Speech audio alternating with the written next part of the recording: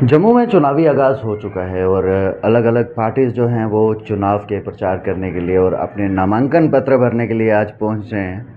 इसी बीच मैं मौजूद हूं नेशनल अवामी पार्टी के कुछ कैंडिडेट्स के साथ। कहना चाहूंगी कि यहाँ पे सिर्फ दावेदारी हो रही है कुर्सियों को लेके। अपनी अपनी कुर्सी के लिए हर एक दावेदारी कर रहा है, हर एक कैंडिडेट चाहता है कि बस मैं जीत जाऊं। और बीजेपी की बात करें या अन्य पार्टी की बात करें तो उनका भी कहीं ना कहीं यही मानना है कि बस हमें कुर्सी मिल जाए और हम सत्ता में आ जाएं। लेकिन नेशनल अवामी यूनाइटेड पार्टी हमारी इकलौती ऐसी पार्टी है जो महिला सशक्तिकरण की बात कर रही है। और साथ ही साथ इस बार एक बार फिर पहले एमपी इलेक्शंस में हमने ये चीज साबित की थी कि महिला सशक्तिकरण सिर्फ बातों में नहीं होना चाहिए, महिला सशक्तिकरण पूर्ण रूप से होना चाहिए और ग्राउंड जीरो पे दिखना भी चाहिए। पहले एमपी इलेक्शंस में मैंने कंटेस्ट किया था और अब दोबारा एमएलए इलेक्शंस में मैं और मेरे साथ सहयोगी प्रीति देवी जी सांबा से कंटेस्ट कर रही हैं। तो ये सबसे बड़ी एक तो हमारे लिए सौभाग्य की बात है कि महिलाओं को नेशनल अवामी यूनाइटेड पार्टी हम मौका दे रहे हैं आगे आने का। आज हम आए हैं, कल हमारे द्वारा ही अन्य नए चेहरे आपको देखने के मिलेंगे, चाहे वो महिलाएं हो, चाहे यूथ हो, चाहे कोई भी इंसान हो जो मध्यम वर्ग से आता है और यहाँ आके अपनी एक अलग पहचान बनाना चाहता है, उसे नेशनल अवामी यूनाइटेड पार्टी पूरा मौका देगी। इसके ऊपर ही हम यही कहना चाहते हैं कि नेशनल अवामी यूनाइटेड पार्टी हमेशा आम जनता के लिए काम करती आई है और आम जनता को आगे बढ़ाने के लिए हमारा जो एक दृष्टिकोण है उसे ही हम आगे पूर्ण रूप से सफल बनाने की पूरी कोशिश करेंगे और आगे उम्मीद करेंगे कि आगे हम बढ़ते चले जाएं। मैम, नेशनल अवामी पार्टी ने पहले टर्म में जो इश्यूज फेस किए उसको सॉल्व करने के लिए आप क्या कुछ आपके प्लान हैं? नेशनल अवामी यूनाइटेड पार्टी ने पहले फेज में हमारे पास ज़्यादा इश्यूज तो मैं कहूँगी कि नहीं आए, क्योंकि हमें भरपूर प्यार मिला। वोटों के द्वारा लोगों को सामने समझ आ ही गया कि नेशनल अवामी यूनाइटेड पार्टी जो है वो एक बदलाव के लिए जंग लड़ रही है। हमारी जंग जो है आम जनता के मसले मिसाइल हल करने के लिए है, ना कि सिर्फ कुर्सी की दावेदारी। हाँ, कुर्सी इसलिए चाहिए कि आम जनता के लिए जो हम काम करना चाहते हैं वो पूरा सत्ता में आके पूर्ण रूप से हम सफल कर सकें। लेकिन हम ये भी कहना चाहते हैं कि आम जनता को भी खुद आगे आना चाहिए और हमारे साथ जुड़ना चाहिए ताकि आम जनता अपने मसले जो हैं वो खुद हल कर सके।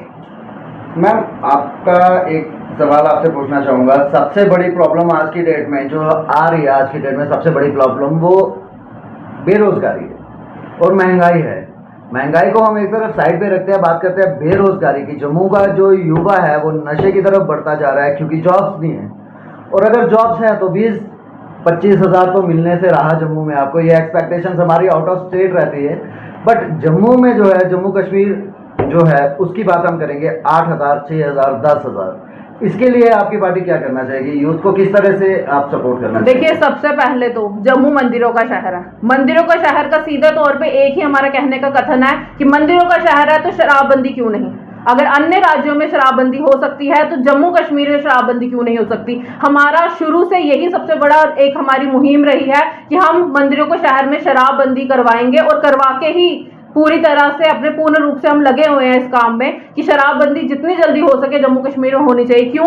क्योंकि युवा जो है वो कहीं ना कहीं बहक रहा है। पहले पहले कहीं पे इक्का दुक्का दुकानें होती थी जम्मू में, लेकिन आज हर नुक्कड़ पे आप देख लो आपको एक शराब की दुकान खुली मिलेगी। अब तो मुझे सबसे ज्यादा दुखपूर्ण से ये कहना पड़ना है, बड़े दुख की बात है कि स्कूलों के बाहर, जबकि स्कूलों के बाहर हमारे स्कूलों के अंदर हमारा भविष्य पल रहा है और स्कूलों के बाहर शराब बेची जा रही है। स्कूलों के बिल्कुल पास दुकानें खुल चुकी हैं। तो हम यही चाहते हैं कि प्रशासन से भी हमने बहुत बार अपील की है, लेकिन अभी तक प्रशासन ने इसके ऊपर कोई कार्रवाई नहीं की है। लेकिन हम अपनी लड़ाई लड़ते रहेंगे और साथ ही साथ जब तक शराबबंदी जम्मू कश्मीर में नहीं होगी तब तक हम पूरे तरीके से अपनी आवाज हमेशा उठाते रहेंगे। और साथ ही साथ जैसे कि आपने मुझे कहा कि नौजवान लोग जो हमारे युवा पीढ़ी है जिनको पढ़ाई करके सिर्फ एक ही उम्मीद होती है कि हमें नौकरियां मिले और उसी के लिए वो MA, MEd, BEd, graduation, PhD तक डिग्रीज लेते हैं। लेकिन आपका कहना भी कहीं ना कहीं सही है कि उन्हें सिर्फ नौकरी मिलती है 10,000, 8,000 की। वो उनके लिए जस्टिफाई नहीं है। क्यों नहीं है? क्योंकि उन्होंने बचपन से लेकर बड़े होकर इतनी मेहनत की है, पढ़े लिखे, उनके माँ बाप ने कितने सपने उनके लिए सजाए कि हमारा बेटा, हमारी बेटी एक अलग मुकाम हासिल करे अपनी जिंदगी में और एक बड़ा मुकाम हासिल करे पढ़ने के बाद। लेकिन हमारी सरकार के लिए मैं ये कहना चाहती हूँ कि हमारी सरकार विफल रही है। विफल क्यों रही? क्योंकि हमारे देश की सरकार ने नौजवानों के लिए रोजगार देने के ऊपर कहीं ना कहीं लापरवाही दी है। और जब भी कोई पोस्ट निकलती है, पोस्ट सिर्फ होती है 2,000 या 20,000 या 10,000 की, लेकिन फॉर्म भरे जाते हैं 4-4 लाख, 5-5 लाख। तो मैं यही कहना चाहती हूँ कि आंकड़े क्यों नहीं देखती है सरकार ये क्यों नहीं देखती है कि जब यूनिवर्सिटी में सबको पता है कि इस साल इतने बच्चों ने एग्जाम्स दिए हैं, तो सरकार उसके मुताबिक जितने भी नौकरियां हैं वो क्यों नहीं निकालती है। और साथ ही साथ हम ये भी कहना चाहते हैं कि हमारी सरकार आएगी तो सबसे पहले मैं जीतने के बाद यही अपनी अपील रखूंगी, आगे सरकार के सामने बात रखूंगी कि जितनी यहाँ पे सिर्फ स्किल डेवलपमेंट की बातें की जाती हैं, लेकिन अगर देखा जाए तो हमारे यहाँ इंस्टीट्यूट्स की बहुत कमी है। ITI की, पॉलिटेक्निक के जितने सेंटर है कम है। क्यों? क्योंकि अगर बच्चों को नौकरियां नहीं मिल रही है तो उन्हें स्किल डेवलपमेंट चाहिए। चाहूंगा मैं आपको इसी जगह पे इंटरसेप्ट करना चाहूंगा। बीजेपी बोलती है हमने जम्मू को IIT दिया, IIM दिया, एम्स दिया, पर सवाल एक है, एम्स, IIT, IIM जैसे इंस्टीट्यूशन जम्मू में तो हैं, पर अगर ग्राउंड रियलिटी में देखा जाए जम्मू का आपको बहुत ही कम युवा जो है वहाँ पर पढ़ता हुआ मिलेगा। ज़्यादातर युवा वहाँ पे कैंटीन्स चलाते हैं, ज़्यादातर युवा वहाँ पे छोटी मोटी नौकरियाँ सफाई की करते हैं। तो क्या इस चीज़ को जम्मू के साथ एक इनजस्टिस नहीं लिया जाएगा? देखिए, आपकी बात का मैं यही जवाब देना चाहूँगी कि ये जो बात आप कह रहे हैं ये पूर्ण रूप से सही भी है, क्योंकि नौजवान जो है वो IT में जा तो रहा है, लेकिन उसे कहीं ना कहीं नौकरियों के मामले में स्किल डेवलपमेंट होने के बावजूद भी, स्किल्स उसके पास होने के बावजूद भी उसके पास नौकरियां नहीं है। तो ये बहुत बड़ा एक विषय है, जिस विषय को हम सॉल्व करने के लिए यही चाहेंगे कि हम आंकड़ों के ऊपर काम करें पहले तो, और साथ ही साथ जितने स्किल्स हम ITI में प्रेजेंट करते हैं कि बच्चों को ये स्किल सीखने चाहिए, जैसे वो कारपेंटर का हो या ऑटोमोबाइल्स का हो या अलग अलग अन्य जितने भी IT ट्रेनिंग्स हैं, उन IT ट्रेनिंग्स के मुताबिक नौकरियां निकलनी चाहिए हर सेक्टर में। क्योंकि जब तक आप स्किल्स तो दे रहे हैं लेकिन आप नौकरियां प्रोवाइड नहीं कर रहे हैं, तो फिर वही लोग एंड में हार के क्या करते हैं, वो एंड में हार के अपनी दुकानें खोलनी पड़ती हैं और मजबूरी में दोबारा फिर वो वहीं पे आ जाते हैं कि उन्हें 8,000 10,000 की नौकरी किसी के अंडर करनी पड़ती है। तो ये एक बहुत बड़ा विषय है। यूथ एम्पावरमेंट के लिए पहले यूथ के लिए एक अलग कमेटी होनी चाहिए कि हमारी जितनी जम्मू कश्मीर के लोग, जितने भी नौजवान हैं पढ़ लिख के जब ग्रेजुएशन करके आगे जाते हैं, तो इसकी एक अलग कमेटी होनी चाहिए कि इनके लिए रोजगार देने के लिए हम क्या कर सकते हैं और कैसे इनको आगे एम्पावरमेंट कर सकते हैं। तो हम पूर्ण रूप से कोशिश करेंगे और साथ ही साथ पूरी अपनी बात रखेंगे आगे। जब भी हमारा मसला होता है हमेशा नौजवान को लेके होता है, शराबबंदी को लेके होता है, तो हम पूर्ण रूप से यही कोशिश करेंगे कि सरकार हमारी मांगों को जल्द ही सुने और हम हमेशा इस मेहनत पे लगे रहेंगे कि जितनी जल्दी हो सके यूथ की ये सारे मसले हम हल करके दिखाएंगे। मैम, जम्मू आपके कंटेस्टेंट के लिए मेरा एक सवाल रहेगा कि जम्मू का जो लोकल कल्चर है और जो हमारा हेरिटेज है उसे सरकारें बोल रही है हम प्रिजर्व कर रहे हैं। मुबारक मंडी की हालत आपको पता है, कितनी देर से वहाँ पे काम लगा है। तो किस तरह के स्टेप्स आप करेंगे? अगर आप किस पार्टी जीती है, आप जीत कर आते हैं, तो किस तरह के स्टेप्स आप उठाएंगे? सर, ये जानना चाहूँगा मैं आपसे। देखिए सर कि हमें सबको पता है कि जम्मू कश्मीर एक टूरिज्म का हब है, बहुत बड़ा हब है, और पिछले 10 साल से जो सरकारें कुछ नहीं कर पाई, आज वो ये कह रहे हैं कि हम करेंगे।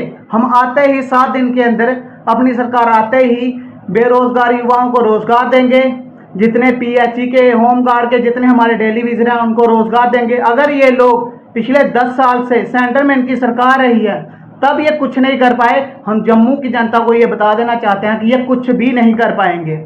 ये सिर्फ और सिर्फ झूठे वादे कर रहे हैं। आज तक ये लोग पंचैरी जैसे टूरिस्ट हब में एक सड़क नहीं बनवा पाए, ये जंगल गली में एक सड़क नहीं बनवा पाए, ये मानसर को डेवलपमेंट नहीं कर सके, सुरीसर को नहीं कर सके। ये क्या कर सकते हैं? ये कुछ नहीं कर सकते। ये सिर्फ और सिर्फ लोगों को बेवकूफ़ बना सकते हैं और झूठे वादे कर सकते हैं। मेरा एक सवाल रहेगा, सांबा के लोगों की जो नॉर्मल प्रॉब्लम्स है, जो अपनी प्रॉब्लम्स है, जैसे कि स्मार्ट मीटर, बिजली के बिल ज़्यादा आ रहे हैं, और कई लोगों के घर पे तो पानी के कनेक्शन, बिजली के मीटर्स लगे हैं बट कनेक्शंस नहीं है, और आने वाले समय में ये पानी के भी स्मार्ट मीटर्स लगने वाले हैं। तो सांबा के लोगों के लिए क्या करना चाहेंगे आप? किस तरह के आपकी पार्टीज के आपने थिंकिंग्स हैं कि क्या आपने पॉलिसीज बनाई है सांबा के लोगों के लिए? आए दिन सांबा में बहुत सारी दिक्कतें रही हैं, जैसे स्मार्ट मीटर को लेके, जैसे पानी को लेके, बिजली को लेके। तो मतलब सरकार आती है, बहुत बड़े बड़े वादे करती है और चले जाती है। किसी ने गरीबों के सुनने की कोशिश ही नहीं की है, ना उनके जो उनके मसले मसाइल सुने और ना उस पर कोई काम किया है। अगर मैं जीतती हूँ, अगर मैं बन जाती हूँ, तो मैं इनके मसले मसाइल हर एक हल करने की कोशिश करूंगी और इनका हर एक मसले मसाइल को सुनूंगी और इस पे मेरी यही कोशिश रहेगी कि मैं इस पे सही उठूंगी। तो मैम आपसे पूछना चाहूँगा मैं, क्या मैसेज देना चाहेंगे आप बाकी पार्टीज वालों को जो कंटेस्ट कर रहे हैं, कंटेस्टेंट को, और जम्मू की यूथ जो जनता हमें देख रही है, आपको देख रही है, उनको क्या मैसेज देना चाहेंगे आप? जम्मू की जनता को मैं बस यही कहना चाहती हूँ कि जिस तरह आपने पिछले इलेक्शंस में नेशनल अवामी यूनाइटेड पार्टी पे भरोसा दिखाया था, इस बार भी हमें पूरी उम्मीद है कि आप अपना भरोसा दिखाएंगे। और मैं आप सबसे अपील करती हूँ कि हमारे तरफ से जो 3 प्रत्याशी हम उतर रहे हैं आने वाले इन चुनावों में, तो आप हमें भारी मत से जिताएं ताकि हम जम्मू के लोगों के लिए काम कर सकें और जम्मू के लोगों की आवाज़ को आगे पहुंचा सकें। और साथ ही साथ अन्य पार्टियों के लिए मेरा सिर्फ एक ही मैसेज भी है और साथ ही साथ सवाल भी, आप समझ सकते हैं इसे, कि बदलाव कब होगा, कुर्सी की राजनीति छोड़कर लोगों के लिए काम कब किया जाएगा और जम्मू कश्मीर के लोगों की आवाज को आगे बुलंदी पे, आगे सरकार पे उनके मसलों के लेके कौन सी सरकार काम करेगी। नेशनल अवामी यूनाइटेड पार्टी तो काम कर रही है, लेकिन सबसे मैं यही कहना चाहूंगी कि अब बदलाव के ऊपर ध्यान दीजिए, क्योंकि बदलाव होगा तो जम्मू कश्मीर तरक्की करेगा।